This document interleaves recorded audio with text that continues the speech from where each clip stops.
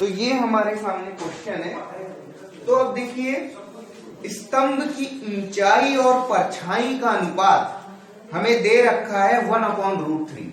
तो देखिए, अगर हम चित्र अगर बनाएं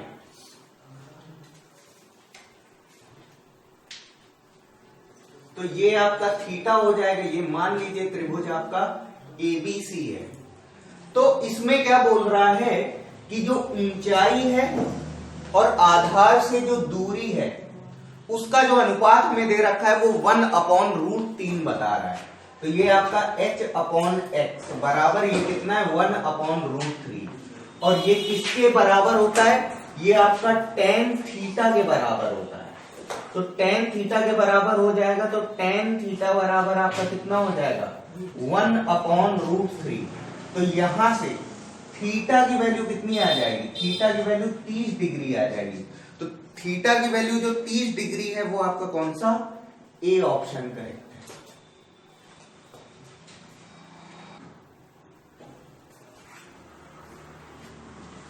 तो अगला जो क्वेश्चन है उसमें सूर्य का उन्नतांश यानी अवनमन कोण कितना है? 60 डिग्री है।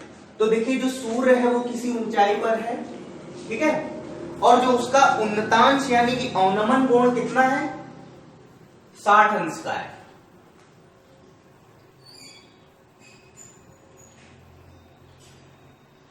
और जो खंभे की जो परछाई है, जो खंभे की जो परछाई है वो 100 मीटर लंबी है। 100 मीटर खंभे की परछाई है। तो ये आप ए बी सी और इसकी ऊंचाई आप h मान लीजिए, और ये अगर 60 है तो आपका ये कोण भी आपका कितना हो जाएगा? 60 अंश का हो जाएगा। अब देखिए, आप लगाइए इसमें tan 60 डिग्री। tan 60 डिग्री आपका क्या हो जाएगा? लंब बटे आधार। तो ये आपका h/100, ठीक है। तो ये आपका √3 बराबर h/100। तो यहां से आपको मिल जाएगा h बराबर आपको मिल जाएगा 100√3 मीटर। तो जो अगला सवाल है हमारा, सूर्य का उन्नतांश 45 डिग्री से 30 डिग्री हो जाने पर जो परछाई है वो 10 मीटर बढ़ जाती है। अच्छा भाई, तो इसमें देखिए, जो सूर्य का जो अवनमन कोण है, पहले देखिए 45 था, तो ये आपका 45। अब ये 45 से 30 जब हो गया तो इसकी जो परछाई बनने वाली है वो कितना? 10 मीटर बढ़ जाती है। तो ये आपका कितना हो जाएगा?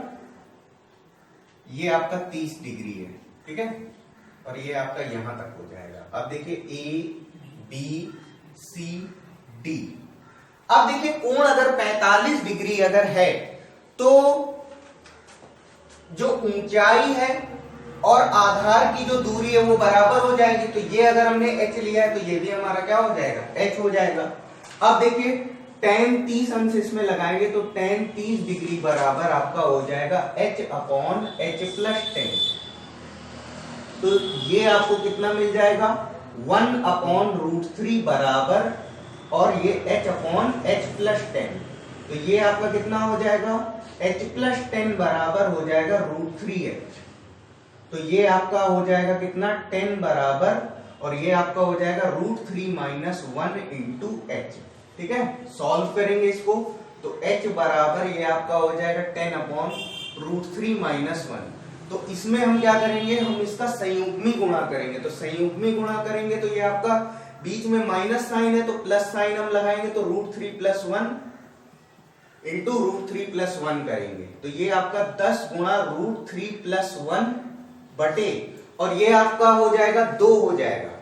ये आपका 2 हो जाएगा। सॉल्व करेंगे तो ये आपका कितना हो जाएगा? 5 आ जाएगा। तो h बराबर 5 गुणा √3 + 1 मीटर आ जाएगा, ठीक है। तो 5 गुणा √3 + 1 मीटर आपका कौन सा? सी ऑप्शन आपका करेक्ट है।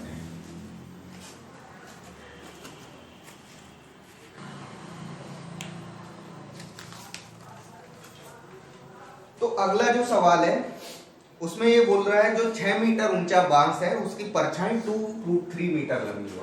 तो देखिए जो 6 मीटर, ये जो ऊंचाई है इसकी 6 मीटर है, और इसकी जो बांस की जो परछाई है वो कितनी है, 2√3 मीटर है। तो हमें क्या करना है, हमें जो उन्नयन कोण बन रहा है थीटा, ये हमको ज्ञात करना है। तो ABC, तो ये आपका कितना हो जाएगा, ये आपका tan थीटा बराबर, ये आपका लंब बटे आधार, तो ये आपका 6/2√3, तो ये आपका 2 से काटेंगे, ये आपका 3 और ये आपका tan थीटा, इसे मैं लिख सकता हूं √3, ठीक है, क्योंकि ये √3 ऊपर नीचे है, तो ये आपका इससे कट जाएगा, तो ये आपका क्या आ जाएगा, √3 आ जाएगा। तो थीटा इज इक्वल टू यहां से आपको मिल जाएगा 60 डिग्री मिल जाएगा। तो 60 डिग्री आपका कौन सा, 60 डिग्री आपका सी ऑप्शन करेक्ट है।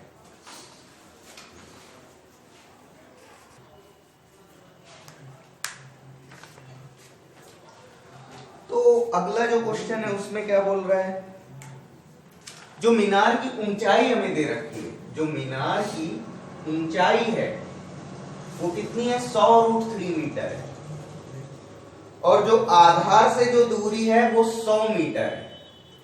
तो ये हम लेंगे ABC, और ये हमारा क्या हो जाएगा, 90 अंश, और हमें ये थीटा ज्ञात करना है। तो आपका tan थीटा बराबर क्या हो जाएगा, ये आपका लंब बटे आधार हो जाएगा, तो ये आपका 100√3/100 हो गया, तो ये 100 से 100 कट जाएगा। तो tan theta is equal to √3, तो यहां से थीटा इज इक्वल टू आपको मिल जाएगा 60 डिग्री। तो 60 डिग्री आपका कौन सा है, 60 डिग्री आपका बी ऑप्शन आपका करेक्ट है।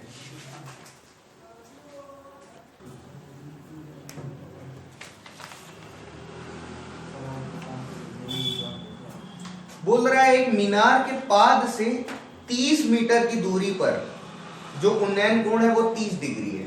तो जो मीनार है, देखो जो मीनार का पाद मतलब जो मीनार के जो नीचे वाला हिस्सा है उससे 30 मीटर की दूरी पर, जो 30 मीटर की दूरी पर जो आपको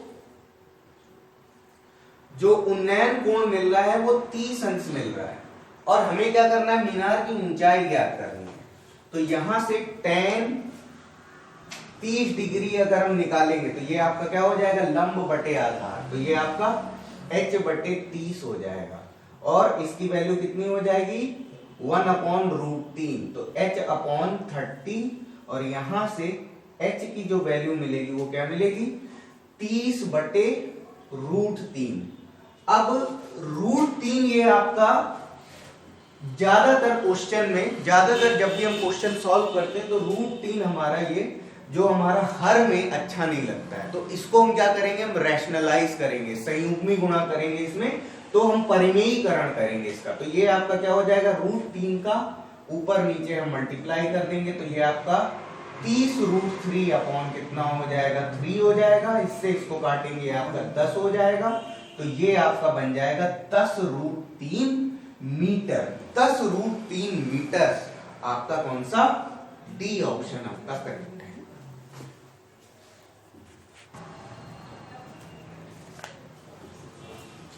बोल रहा है पतंग की डोर 100 मीटर लंबी है। अच्छा भाई, पतंग की डोर 100 मीटर लंबी है, तो अगर हम पतंग जैसे अगर हम उड़ा रहे हैं तो जो पतंग का जो धागा है वो 100 मीटर लंबा है।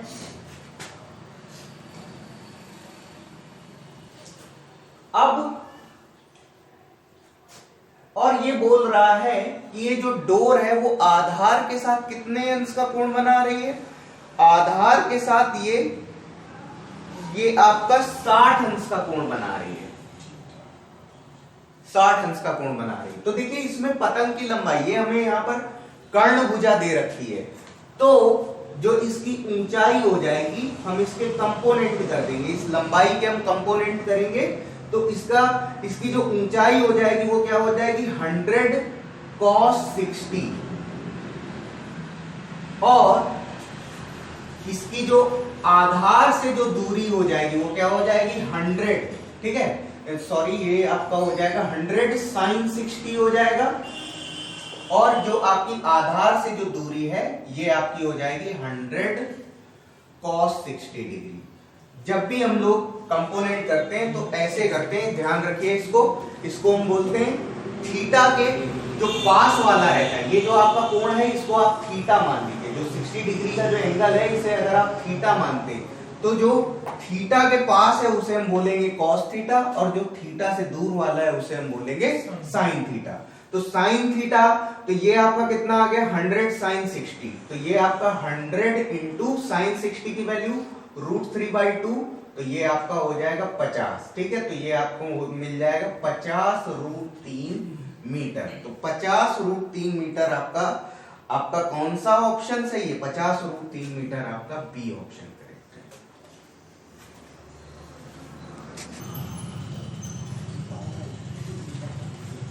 तो ये बोल रहा है हमारे सामने कि भूतल पर स्थित किसी बिंदु से, अच्छा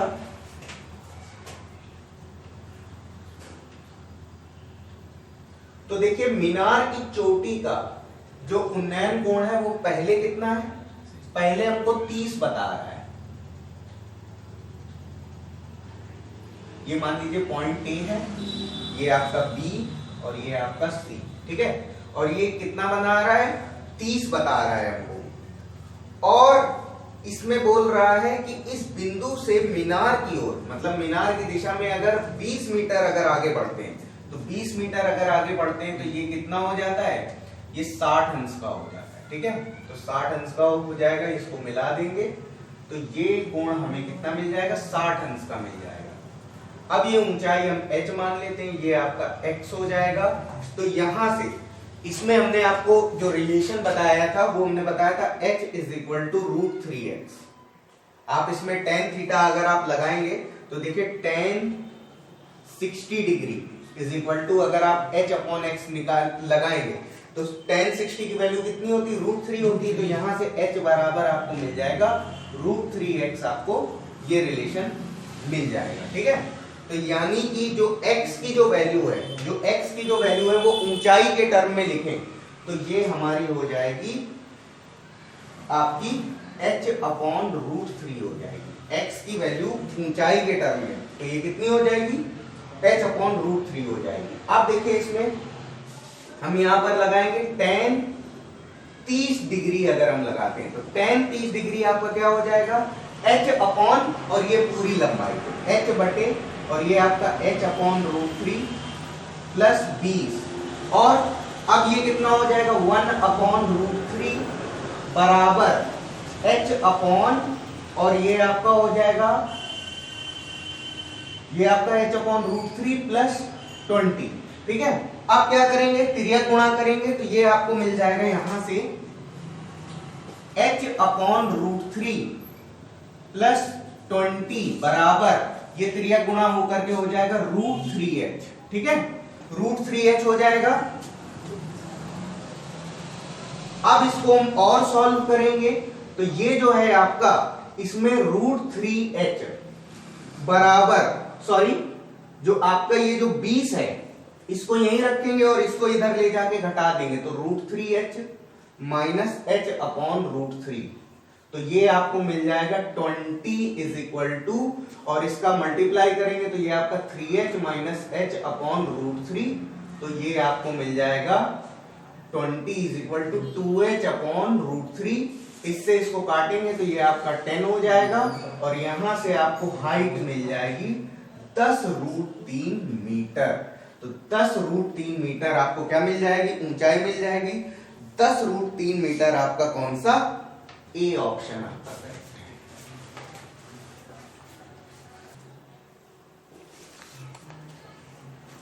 अगला क्वेश्चन है, एक आयत के विकर्ण की लंबाई हमें दे रखा है। विकर्ण की लंबाई हमको 8 सेंटीमीटर, और एक भुजा और विकर्ण के बीच का कोण जो है वो 30 अंश बता रहा है। तो पहले तो हम आयत बना लेते हैं।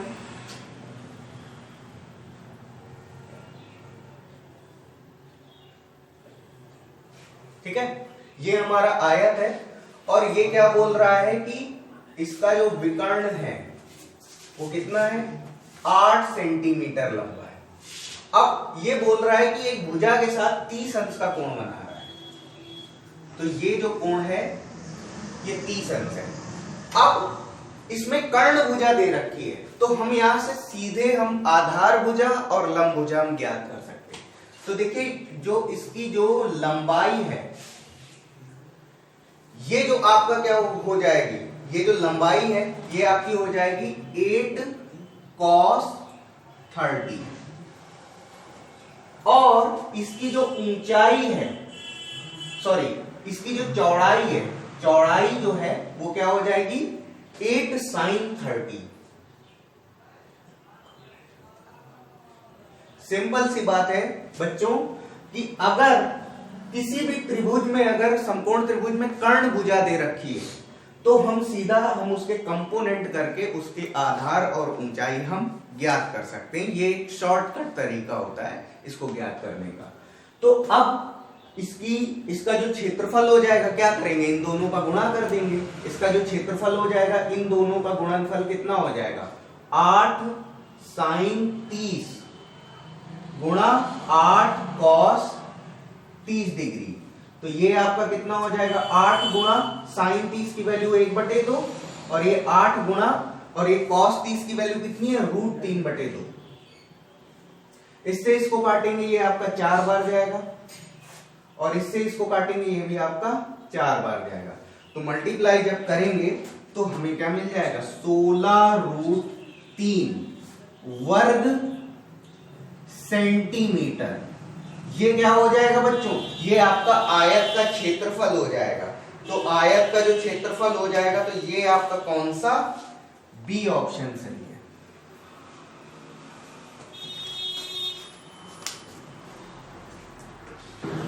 तो देखिए अगला जो क्वेश्चन है हमारे सामने, एक मीनार की पाद से ए तथा बी दूरी पर, अच्छा मीनार के पाद से एक ए दूरी पर है और दूसरा जो है वो मीनार के पाद से बी दूरी पर है, और जो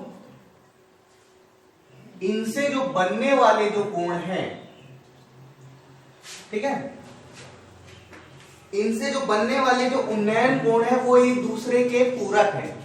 मतलब पूरक कोण वो होते हैं जिनका जो योग होता है वो 90 अंश होता है। तो ये कोण अगर मैं थीटा ले रहा हूं तो ये कोण मुझे कितना लेना होगा 90 डिग्री माइनस थीटा, ठीक है। अब इसमें लगाएंगे हम tan थीटा, तो आपको मिल जाएगा tan theta is equal to, ये मीनार की ऊंचाई h है तो ये आपका हो जाएगा h/a, ठीक है, h/a, ये आपका हो जाएगा समीकरण नंबर 1।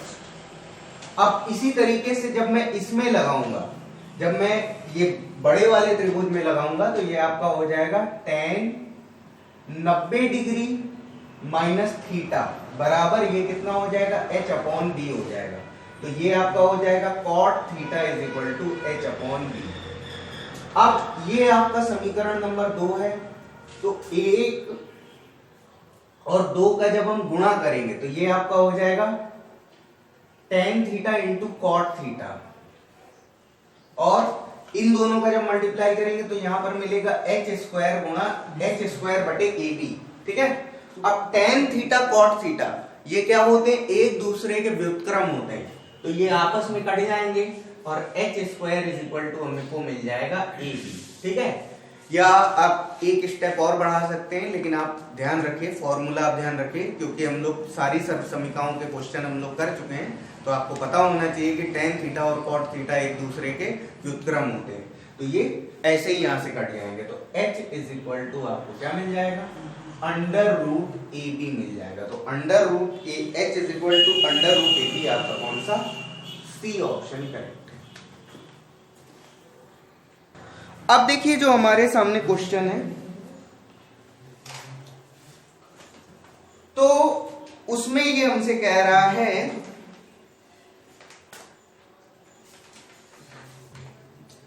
कि 7 मीटर ऊंचे भवन के शिखर से, अच्छा पहले क्या है 7 मीटर ऊंचा एक भवन, ये भाई 7 मीटर ऊंचा भवन है। और जो मीनार का जो उन्नयन कोण है वो कितना बन रहा है, ये डायग्राम थोड़ा सा ज्यादा कॉम्प्लिकेटेड हो गया है। 7 मीटर ऊंचा एक भवन है, ठीक है, ये 7 मीटर ऊंचा भवन है। और मीनार के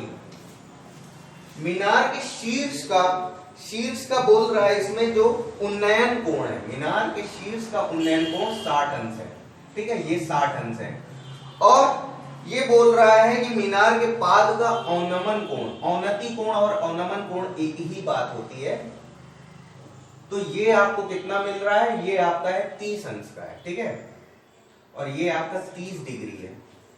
तो ये भी आपका कितना हो जाएगा, 30 अंश हो जाएगा। और ये जो ऊंचाई है ये कितनी हो जाएगी, 7 मीटर हो जाएगी, क्योंकि ये इतना और ये इतना क्या हो जाएगा, बराबर हो जाएगा, क्योंकि ये क्या है, परपेंडिकुलर है। तो A B C D E. अब जो मीनार की जो ऊंचाई है, ठीक है, जो इस पॉइंट से लेकर के जो मीनार की जो ऊंचाई है उसको हम h मानते हैं। तो जो कुल मीनार की जो ऊंचाई है EC, ये क्या हो जाएगी, h+7, ठीक है। तो हमें क्या करना है, हमें इस क्वेश्चन में h+7 ही निकालना है। तो अब हम लगाएंगे इसमें tan 30 डिग्री। तो tan 30 डिग्री जब हम लगाएंगे तो ये कितना हो जाएगा, लंब बटे आधार, तो इसको x मानते हैं, तो ये हो जाएगा 7/x। तो ये आपका हो जाएगा 1/√3 और ये 7/x। तो ये आपको मिल जाएगा x = 7√3 मीटर, ठीक है। अब हम इस एक्सप्रेशन को यूज करेंगे हम इसमें। तो अब हम लगाएंगे इसमें tan 60 अंश। तो tan 60 अंश जब हम लगाएंगे तो ये आपका कितना हो जाएगा, h अपॉन, और x की वैल्यू कितनी रखेंगे, 7√3 रखेंगे। तो ये आपको मिल जाएगा √3 बराबर h अपॉन 7√3। तो ये कितना हो जाएगा, जो हाइट मिल जाएगी वो कितनी मिल जाएगी, 21 मीटर मिल जाएगी। ये 21 मीटर मिल जाएगी। लेकिन हमें इस क्वेश्चन में ये नहीं निकालना है, जो ED है ये हमको नहीं निकालना है, हमें क्या निकालना है, EC निकालना है। तो h+7 हमें चाहिए। तो ये आपका हो जाएगा 21 + 7, तो कितना हो जाएगा, 28 मीटर हो जाएगा। तो 28 मीटर जो है हमारा, वो हमारा कौन सा, बी ऑप्शन।